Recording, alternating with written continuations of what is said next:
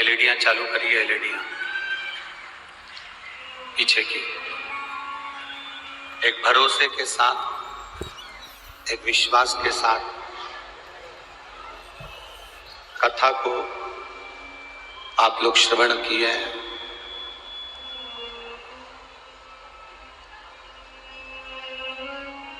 बाबा देवाधिदेव महादेव से यही प्रार्थना करते हैं कि आपके विश्वास को मेरे देवाधिदेव महादेव सदा बना कर रखें और आपका भरोसा सदा शिव के चरणों में रहे।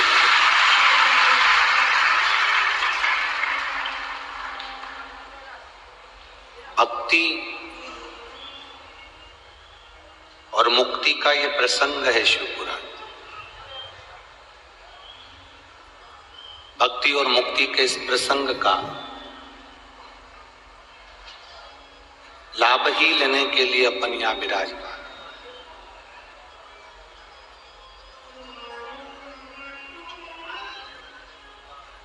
कोई तुमसे कह दे कि मुक्त होना सरल है, मुक्त होने में और मोक्ष होने में बहुत अंतर है।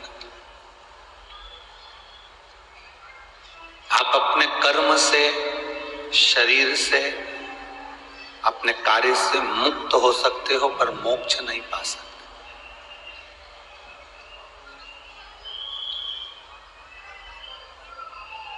कोई भी काम आप कर रहे हो उससे आपने कर दिया और उससे मुक्त हो गए,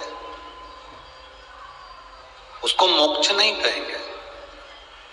शिव महापुराण की कथा कहती है कि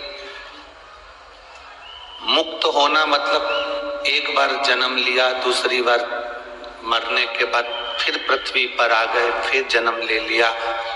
कभी जलचर में, कभी थलचर में, कभी वायुचर में हमारा जन्म है। 84 लाख योनियां,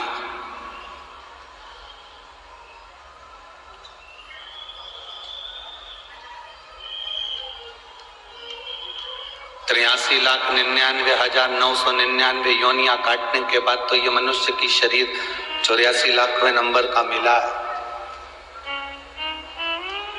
ये संपूर्ण योनियां काटने के बाद फिर वापिस, फिर पुनः, फिर शरीर मिले तो क्या मतलब?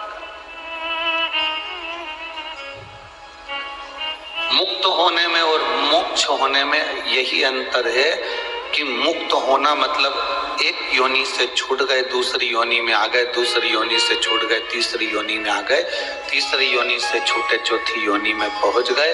और मोक्ष होने का मतलब ये है कि भगवान की भक्ति करते हुए अपने परिवार को, अपने घर का काम, परिवार का कार्य, पत्नी, पति, बीबी, बच्चे, कुटुंब, कबीला, नाते, रिश्ते, सबको निभाते निभाते, सबका कर्म करते करते, फिर भगवान का भजन करते करते आखिरी में जो प्राण छूटे तो भगवान में विलीन हो गए, फिर कभी जन्म ही नहीं हुआ, उसको मोक्ष कहा। फिर हमारा कोई जन्म नहीं है, फिर जन्म और मरण के प्रपंच से हम मुक्त हो गए। फिर हम अब मुक्त हुए हैं कि जन्म मरण के प्रपंच से छूट।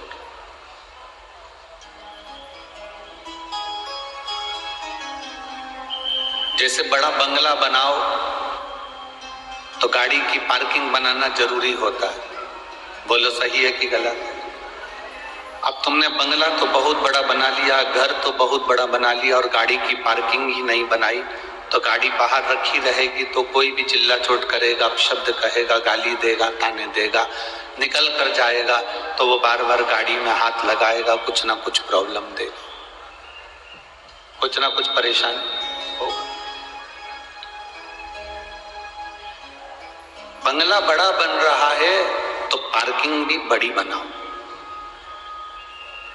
बिल्डिंग बड़ी बन रही है तो पार्किंग भी बड़ी बनाओ। बंगला बड़ा हो तो पार्किंग भी बड़ी होना चाहिए जिससे आपकी गाड़ियां अंदर खड़ी हो जाए, कोई उसमें हाथ ना लगाए, कोई अपशब्द ना कहे, कोई ताने ना दे, कोई गाली ना दे, कोई आड़ा टेढ़ा ना करे। बड़े बंगले में पार्किंग बड़ी बनाना चाहिए छोटे बंगले में पार्किंग छोटी बनाना चाहिए, पर अपने घर को बनाओ तो पार्किंग जरूर बनाओ। पार्किंग से मतलब है कि जितना बड़ा बंगला बन जाता है उतनी बड़ी पार्किंग होना चाहिए। शिव महापुराण की कथा कहती है जितना बड़ा बंगला बन जाए उतना बड़ा दिल भी बनाकर चलना, जिससे लोग उसमें समा जाए। गाड़ी रखना मतलब दूसरे को समाहित करना। अब बंगला तो बड़ा बन गया, मालूम पड़े पार्किंग ही नहीं है। कोई कहे तुमसे जलगांव में कथा हो तो हमारे घर आ जाना, बहुत बड़ा बंगला, बहुत बड़ा घर है, तुम चले भी गए और मालूम पड़े वहां तुम्हारे को सम्मान ना मिले, वहां तुमको इज्जत ना मिले, कोई प्रेम से ना बोले, तो रोटी तक ना खिलाए, तो ईमानदारी से बोलो बड़ा बंगला होने से कोई मतलब होता है क्या? फिर तो छोटे से घर के बाहर ही ठीक है।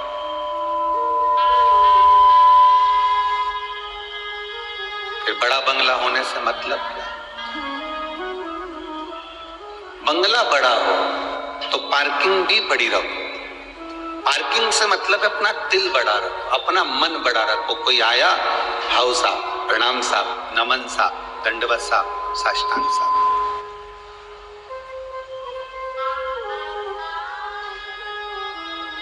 हम बंगले तो बड़े बना रहे हैं, हम घर तो बड़े बना रहे हैं, पर मन हमारा छोटा होते चले जा रहा है। हमारा मन, हमारा दिल छोटा होते चले जा।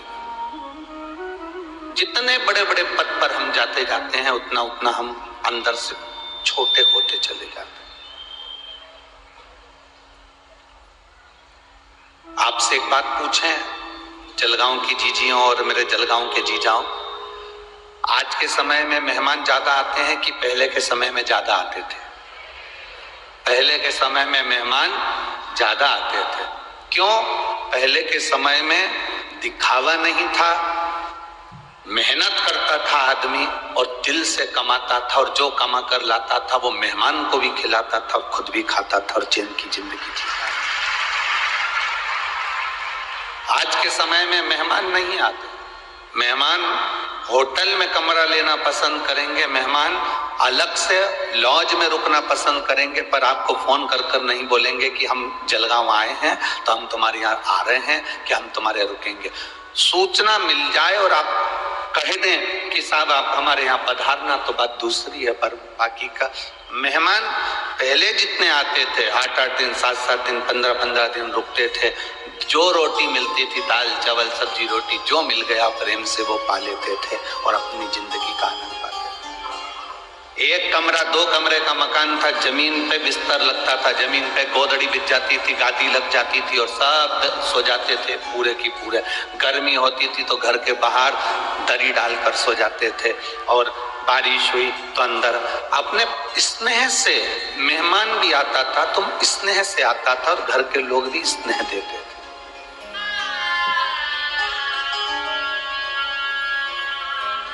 हमने पहले कथा में एक बार कहा था, मकान देखकर किसी की यहाँ मत जाना, अगर किसी के यहाँ जाना तो मन देखकर जाना कि मन अच्छा है।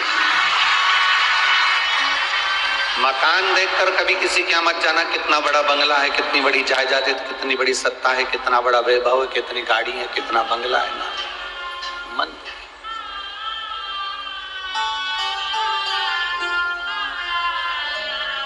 33 कोटि देवताओं में आप देवाधिदेव महादेव के पास जाएं तो ये जानकर जाना कि शिव का मन कितना बड़ा।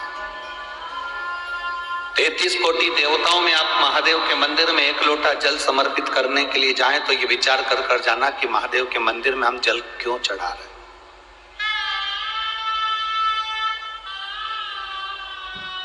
किसी बड़े दिल वाले से मिलना और किसी बड़े घर वाले से मिलना। बड़े घर वाले से मिलोगे तो अलग मतलब मालूम पड़ेगा, बड़े दिल वाले से मिलोगे तो अलग मालूम पड़ेगा। मेरा महादेव घर भले बड़ा ना हो, सोने का मुकुट मेरे महादेव का भले ना हो, उसको हीरे के जेवर भले ना पहना हो, मेरा महादेव सांप गले में पड़ा है, कानों में बिच्छू पड़ा है, मस्तक पर चंद्र धरा है, गंगा निरंतर बह रही है, कोई दिखावा नहीं है, कोई दिखावा नहीं। मृग चर्म धारण करा हुआ है मेरा महादेव, सुंदर धतूरे का श्रृंगार है मेरे महादेव का, बेलपत्र एक मस्तक पर शोभित हो रही है, तन पर भस्म रमी है मेरे महादेव की, कोई दिखावा नहीं। महल नहीं बड़ा, सोना चांदी नहीं बड़ा, पर मेरे महादेव के पास में जो गया वो खाली ना गया, उसका दिल बहुत बड़ा, उसका दिल, उसका हृदय बहुत बड़ा, मन बहुत बड़ा, उसकी चित्तवृत्ति बहुत बड़ी।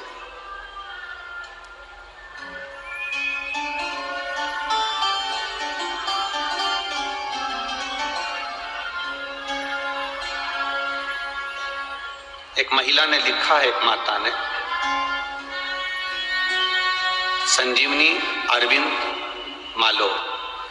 माली, मैं शिरसोली तालुका जिला जलगांव की रहने वाली हूँ। कहीं बैठी हो तो हाथ हिला सकती हूँ, अगर कहीं बैठी हो तो अपना हाथ हिला सकती हूँ। संजीवनी अरविंद माली, मैं शिरसोली तालुका जिला जलगांव की रहने वाली हूँ। आप लोग पत्र पढ़ सकते हैं। मेरा मोबाइल नंबर यह है। शिव जी का मैं क्या वर्णन करूं गुरुदेव, मेरी शादी को 10 साल निकल गए थे, डॉक्टर के हिसाब से संतान का सुख नहीं था, ऐसा कोई अस्पताल नहीं, ऐसी कोई जगह नहीं जहां हमने नहीं दिखाया हमारी संतान की प्राप्ति के लिए। गुरुदेव, एक माँ से पूछें कि बच्चे को प्राप्त करने के लिए माँ कितनी मेहनत करती है, भगवान से प्रार्थना करती है, डॉक्टरों को दिखाती रहती है। संतान अगर नहीं होती है तो लोग पुरुष को कभी नहीं कहते कि तेरे घर में औलाद क्यों नहीं हो रही। हर आदमी, हर घर का व्यक्ति ताने देता है तो केवल स्त्री को देता है कि तू औलाद क्यों नहीं दे रही, तू संतान क्यों नहीं दे रही। गुरुदेव, आंख में से आंसू निकलते रहते थे और मैं एक बच्चे को मैंने शिव जी के मंदिर जाते देखा, लोटा भर के जल चढ़ाते हुए, तो मेरा भी मन करा कि अब मैं किसी के दरवाजे पर नहीं जाऊंगी, शिव के दरवाजे पर एक लोटा जल चढ़ाऊं। कथा सुनना चालू करी, टीवी के सामने आसन लगाती, बैठ जाती, हाथ में एक बेलपत्र रखकर कथा सुनती, कथा सुनने के बाद उस बेलपत्र को खा जाती। खाने के बाद में बाबा का पशुपति व्रत चालू करा, सफेद आंकड़े की जड़ का प्रयोग करा। 2 बार मैंने पशुपति व्रत करे पर बाबा ने मेरी नहीं सुनी।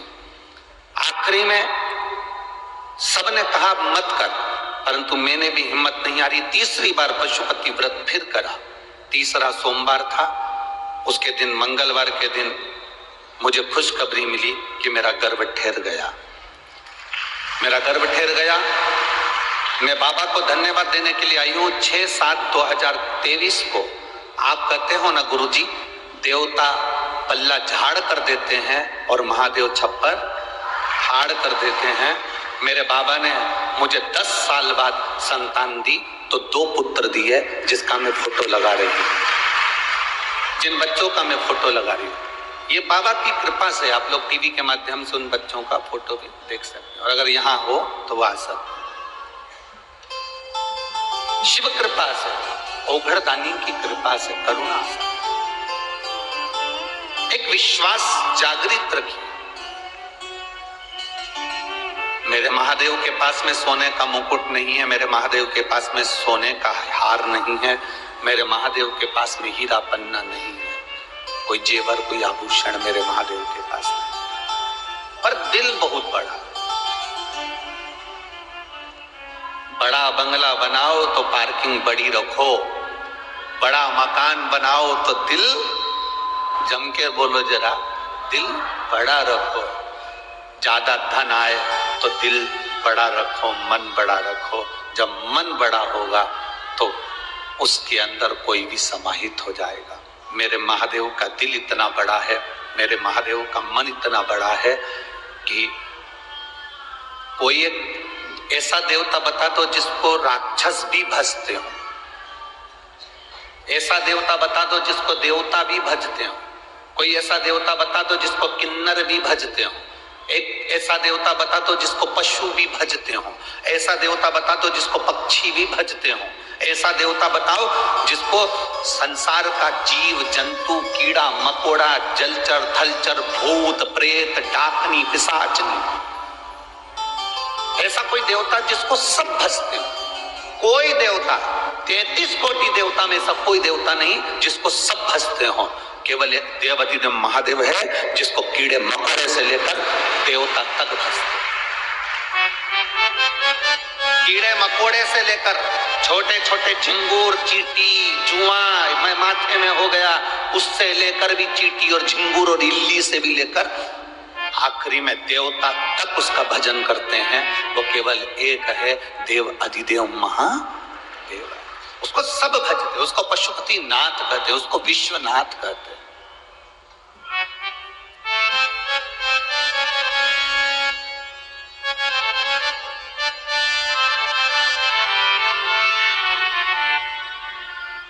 कहेंगे लोगों को, किसी को कोई जगन्नाथ कहेगा, कोई किसी को ये नाथ कहेगा, कोई किसी को वो नाथ कहेगा, पर 33 कोटि देवता में केवल एक देवता है जिसको पशुपति नाथ भी कहा गया कि पशु का देवता है, पक्षियों का देवता है, पशु पक्षी का भी देवता, जीव जंतु जलचर थलचर सब। जितने देवी देवता हैं इनकी शादी हुई, शादी में सारे देवताओं को बुलाया गया, और केवल एक महादेव की शादी ऐसी रही जिसमें देवताओं के पास पत्रिका नहीं गई। मृत्यु लोक में 84 लाख जो योनियां हैं, जलचर थलचर वायुचर भूत प्रेत डाकनी पिशाचनी, सबको निमंत्रण पत्र भेजा गया कि शंकर जी की शादी है, तुम आओ। देवताओं ने, ब्रह्मा जी ने भगवान विष्णु से कहा कि ये भूत प्रेत को बुला रहे हैं, पिशाचों को बुला रहे हैं, डाकनियों को बुला रहे हैं, कीड़े मकोड़े को बुला रहे हैं, ये पशुओं को बुला रहे हैं, शादी कैसे करेंगे? इतने भूत चुड़ैल आ गए तो शादी कैसे होगी? भगवान विष्णु ने कहा जिसने निमंत्रण दिया है वो संभालना जानता है कि कैसे शादी हो, ये वो जानता है। जब व्यक्ति कथा लेता है, शिव महापुराण की कथा लेते हैं, तो सीहोर जब आते हैं और बातचीत होती है और कथा जब दी जाती है तो उनसे कहा दिया जाता है, ये मत सोचना कि कथा तुम करा रहे हो। सीहोर आते हैं जब कह दिया जाता है कि ये कभी मत सोचना कि कथा तुम करा रहे हो। कथा कराने वाला महादेव है, कथा करने वाला महादेव और कथा सुनने वाला। हमारे भीतर का ये भ्रम छोड़ दो, हमारे भीतर से ये भ्रम निकाल दो कि हम कुछ कर सकते हैं। ये श्वास जो चल रही है शिव की दी हुई है। आप पंडाल में बैठकर कथा का रसतत्व ग्रहण कर लेते हो, बाबा आपको बुला लेता है, इशारा कर कर आ जाते हो। लाखों रुपए कोई राजनेता खर्च करे, बसें लगवाए, गाड़ियां लगवाए, उनको भोजन का टिफिन दे और कुछ दे, तब भी ये इतने सैलाब देखने को तरस जाए कि इतना सैलाब, करोड़ों लाखों रुपए भी खर्च कर दे तो इकट्ठा नहीं कर सकता।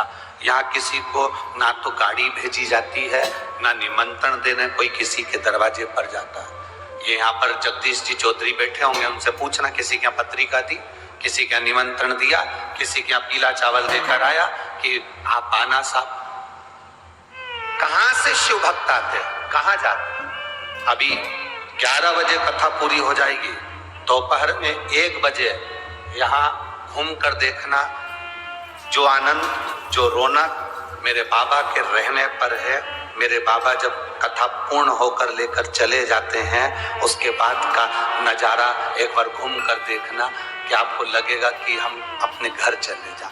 रहता नहीं व्यक्ति, जो दिख रहा है ये शिव की कृपा से दिख रहा है। शरीर में जो श्वास है ये शिव ही है। हम हर एक में परमात्मा को क्यों नहीं देखते? हम भगवान को 1 लोटा जल चढ़ाने के लिए जाते हैं तो अपने भीतर ये भाव रखिए कि 1 लोटा जल हम किसी प्यासे को भी पिलाना जाने। हम भगवान को 56 भोग लगाना जानते हैं तो अपने भीतर ये विश्वास रखकर चलना, भाव रखकर चलना कि किसी भूखे को हम 2 रोटी प्रेम से खिला सके, हम किसी भूखे को 2 रोटी प्रेम से खिला सके, ये भाव लेकर चलना। कल एक माता स्टील का इतना बड़ा डब्बा था और एक एल्युमिनियम का डब्बा था, इतना बड़ा, एक स्टील का डब्बा और एक एल्युमिनियम का डब्बा। एक स्टील का डब्बा था, एक एल्युमिनियम का डब्बा था। एल्युमिनियम के डब्बे में रोटी और स्टील के डब्बे में बेसन, वो कट्ठा बेसन बनता है, बेसन। उसके पास में तोने भी नहीं थे, कागज भी नहीं था, पत्तल भी नहीं थी, प्लेट भी नहीं थी। हम जहां ठहरे हैं, सामने चौधरी जी ने जहां ठहराया है, उसके साइड में रोड की ओर जहां गाड़ियों की पार्किंग है, वहां वो 2 डब्बे को लेकर बैठ गई और 2 रोटी के ऊपर बेसन रखती जा रही थी और किसी को देती जा रही थी। हमने तुरंत उसी समय पर कपिल महाराज जी को भेजा। हमने कहा, कपिल महाराज जरा जाकर मालूम करो कि ये कौन है, कहां से है। उसने अपने गांव का नाम बताया और उसने कहा, मेरे पास ज्यादा पैसे तो नहीं थे, पर मैं जिनके यहाँ काम करती हूँ वहां से थोड़ा सा पैसा लाके मेरा मन था कि शिव कथा में आने वाले शंकर के इन भक्तों का मुंह झूठा करा दूं, तो मैं बेसन और रोटी लेकर, बेसन और रोटी लेकर 2-2 रोटी उस पर बेसन रखकर दे रही थी। जितना लाई हो वो डब्बे में, 4 रोटी हो, 8 रोटी हो, 12 हो, चाहे 15 हो। उसका बंगला भले बड़ा नहीं होगा और उसकी पार्किंग बहुत बड़ी है, दिल बहुत बड़ा, हृदय बड़ा रखिए, दिल बहुत बड़ा रखिए। तुम्हारे घर को देखकर कोई नहीं आता, तुम्हारे मन को देखकर आता है। पहले सास थी तो मेहमान आ जाते थे, ससुर थे तो मेहमान आ जाते थे, बुजुर्ग थे, दादा दादी थे तो मेहमान आ जाते थे। जैसे जैसे बहुओं का रुख होता है वैसे वैसे मेहमान आना बंद कर देते, कोई नहीं आता। बेटों का रुख इतना तीव्र होता है, मेहमानों के आने पर चिड़चिड़ करते हैं, गुस्सा करते हैं, अपशब्द करते हैं तो मेहमान भी आना बंद कर देते हैं। प्रेम परोसो, प्रेम दो। मेरे ओघड़दानी ने, मेरे बाबा भोलेनाथ जी ने जो दिया वो प्रेम से दिया। एक पत्र आया है,